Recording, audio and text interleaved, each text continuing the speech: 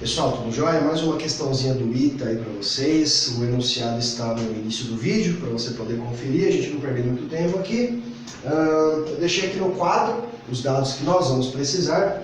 Basicamente, o que está acontecendo aí?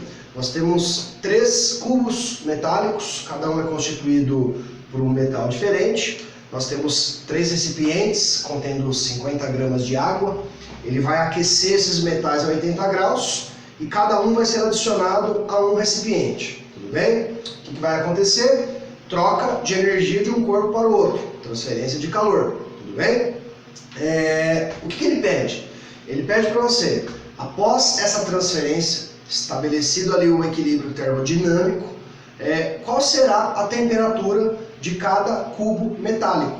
E ele quer que você relacione essas temperaturas para poder assinalar qual é a alternativa correta. Tá joia? Bom, o que eu posso afirmar logo de cara? Ele mencionou que nesses cubos, cada aresta tem dimensão de 2 centímetros. O volume do cubo é a aresta ao cubo. Então 2 ao cubo é 8. Então eu já posso afirmar que o volume de cada cubo é de 8 centímetros cúbicos. Tá joia? O que ele fornece para você? A densidade de cada espécie química, o calor específico de cada espécie química, a temperatura inicial da água e de cada metal. Ele quer a temperatura final, como a gente já havia discutido aqui.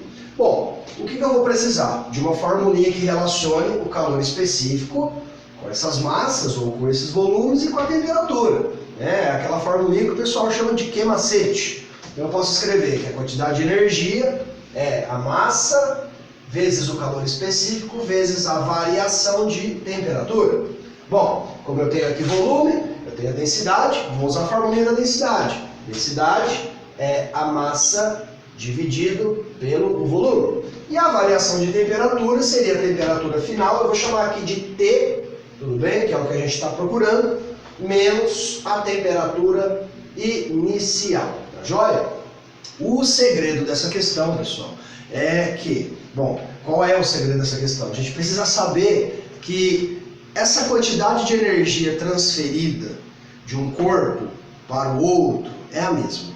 Então é como se fosse um positivo e um negativo, né? Quantidade de energia que o metal transfere para a água ou a água transfere para o metal, aí não importa nesse caso, tem em módulo é a mesma quantidade, né? Então se eu fizesse o somatório da quantidade de energia de água mais a quantidade de energia de metal, um perdeu, o outro ganhou, isso aqui vai resultar em 0, concorda? Então eu posso relacionar todos esses dados e criar uma única equação para poder resolver esse problema. Então vamos em busca disso. Primeiro passo, bom, eu tenho o volume do metal, eu vou descobrir qual é a massa que está envolvida para poder jogar nessa formulinha aqui. Então se a densidade é a massa dividido pelo volume, a massa será a densidade vezes o volume. Tá joia? Eu vou escrever aqui o seguinte, quantidade de calor da água é massa de água, 50 gramas. As unidades estão todas condizentes, ok, pessoal? Exceto a temperatura, que aqui está em graus, e no calor específico ele está em Kelvin, mas não tem problema. Por quê? Porque a gente está trabalhando com a variação de temperatura. Então, se variou 10 unidades em Kelvin, vai variar 10 unidades em grau, tudo bem? Exemplo, né? Então, a gente não precisa fazer conversão. Então, a quantidade de calor de água seria a massa de água, que é 50, vezes o calor específico da água, que é 4,18, que multiplica a temperatura final, porque é ΔT, menos a temperatura inicial, que é 10. Tudo bem? Vou escrever então que a quantidade de água aqui, então se a gente resolver aqui 209, tudo bem? Aplica a distributiva, eu vou ter 209T menos 2090. E vou deixar isso aqui guardado, essa equação, eu vou precisar dela daqui a pouquinho. Bom, vou escrever a mesma equação, só que agora para os dados do metal.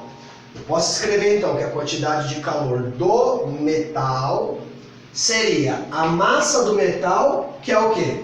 Densidade vezes o volume. E o volume a gente sabe que vale 8, correto? Então eu vou escrever, seria a densidade vezes 8, que multiplica o calor específico, que multiplica a variação de temperatura ΔT, que é a temperatura final que eu estou procurando, menos a temperatura inicial para cada metal, que é de 80 graus. Então, menos 80. Aplicando aqui a distributiva, a gente escreve que a quantidade de calor do metal é ρCT8, ou 8 ρCT, tudo bem? Menos 8 vezes 80, aqui 640, 640 ρC. Beleza? Mais uma equaçãozinha elaborada aqui. Agora, a gente vai relacionar essas duas equações. Tá joia? O somatório das duas tem que dar 0, não é verdade? Então, eu vou escrever isso. Ó, 209T